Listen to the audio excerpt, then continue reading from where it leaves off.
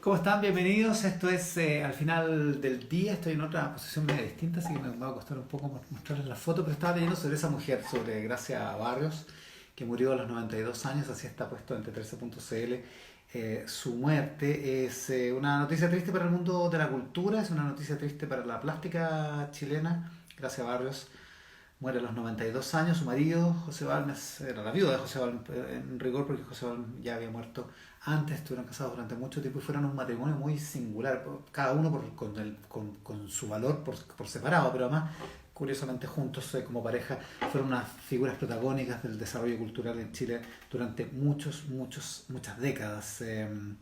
Dentro y fuera de Chile, además, porque Gracia Barrios vivió con José Balmes su exilio después de 1973.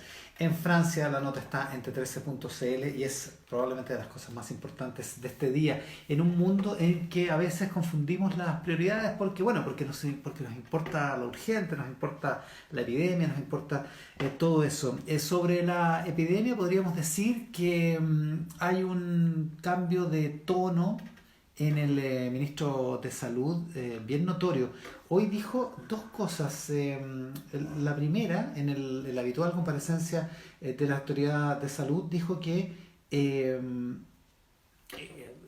hizo un cambio de tono muy interesante respecto de cómo se están haciendo las medidas de cuarentena, si se están respetando o no, más bien cómo no se están respetando correctamente, y cómo eso es una falla en el sistema, en el diseño de cómo se está enfrentando esta pandemia. Hubo un cambio muy notorio en términos de ponerle urgencia al cumplimiento, de modo de, incluso el ministro amenazó con que la cuarentena iba a durar semanas y semanas. Así es que las medidas de control de la población, que son medidas que insiste el gobierno, son voluntarias, no pueden ser puestas en función de lo que una autoridad, un carabinero, un militar, en fin, un guardia pueda hacer, porque no hay capacidad para hacerlo con millones de personas al mismo tiempo. En ese sentido es muy impresionante. Y lo otro lo dijo en el matinal de Mega.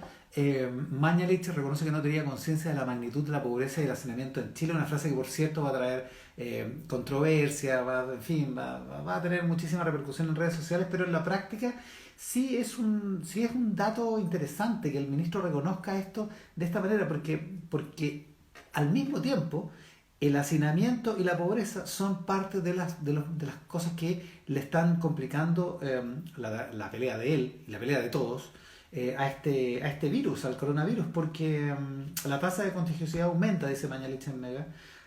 Hacer un aislamiento social en las circunstancias de Santiago Poniente, por ejemplo, es muy difícil. No tengo estadísticas sociales, dice, pero la búsqueda de casos, los seguimientos se hizo prácticamente imposible. Es mucho más difícil de lo que creíamos, dijo Mañalich. Hay un sector de Santiago donde hay un nivel de pobreza y hacinamiento, perdón que lo diga con esta, se para, después dice, del cual yo no tenía conocimiento de la magnitud que tenía. Uno visita lugares, pero cuando uno entra ahora, después de no haber ido 2 años a un lugar, en cualquier comuna, y dice, aquí vivían 10 personas y ahora están viviendo 100 personas. A eso se refiere, dice Mañalich, en una cuestión que es muy complicada. Y probablemente la última cosa que tengamos para compartir, les iba a mostrar esto, las impactantes imágenes de las protestas de Minneapolis por la muerte de George Floyd. Este caso tiene incendiada la ciudad de Minneapolis. Desde hace ya 2 noches han seguido los desórdenes, los saqueos, incluso las medidas de autodefensa de civiles contra los saqueadores. Ha habido una separación muy clara en algunos sectores entre quienes protestan adoloridos, condolidos, ofendidos por la muerte de George Floyd, este ciudadano que aparentemente había cometido un delito y fue detenido por la policía y abusado en plena calle, de forma de ser, de su detención se convirtió finalmente en su muerte, la manera en que estuvieron para controlarlo físicamente. Entonces han separado algunos muy razonablemente el dolor y la protesta por la muerte de Floyd, que es prácticamente imposible no considerarla como un abuso policial, el saqueo, de la destrucción gratuita y el aprovechamiento de otros de una protesta, en este caso ciudadana. Así que esa es una situación, y pongo la foto para ilustrar también la situación de Donald Trump, que ha firmado una enmienda, una especie de orden ejecutiva para revisar una norma que es del año 1996, en los albores de Internet, mucho antes de Google, mucho antes de Facebook y mucho antes de Twitter, pero que está pensado precisamente en esas tres fuentes de emisión online.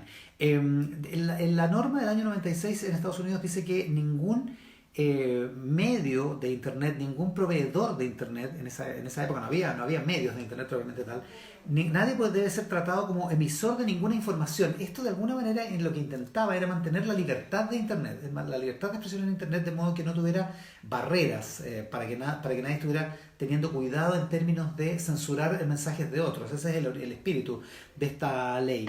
Pero esto lo hace Trump para revisar esta situación, lo que podría incurrir precisamente en cortapisas a la libertad de expresión en Internet.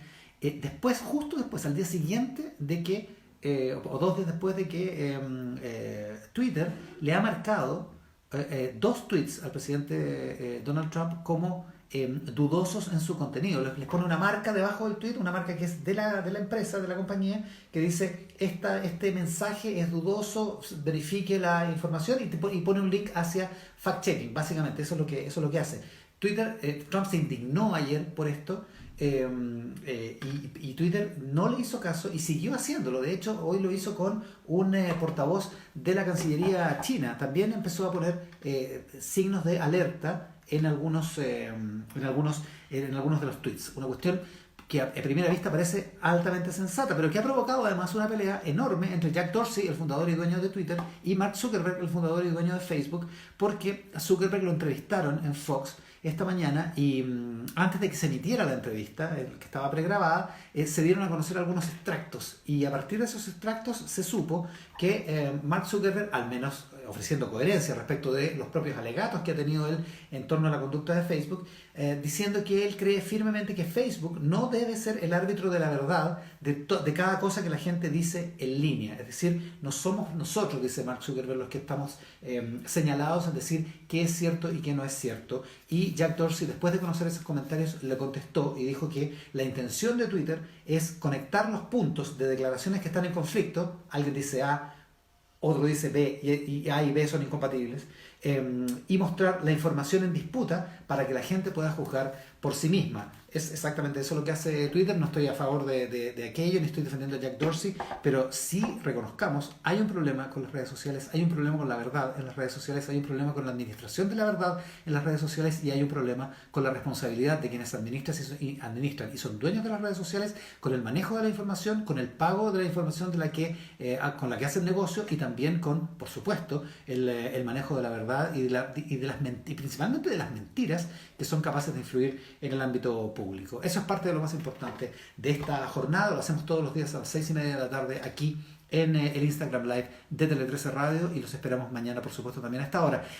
Ahora, en un ratito más, a las 7, estamos con Página 13 junto a Kike Mujica acá en Tele13 Radio. Así que muchísimas gracias por estar ahí, por conectarse. Nos encontramos mañana, 6:30 de la tarde, con Al Final del Día.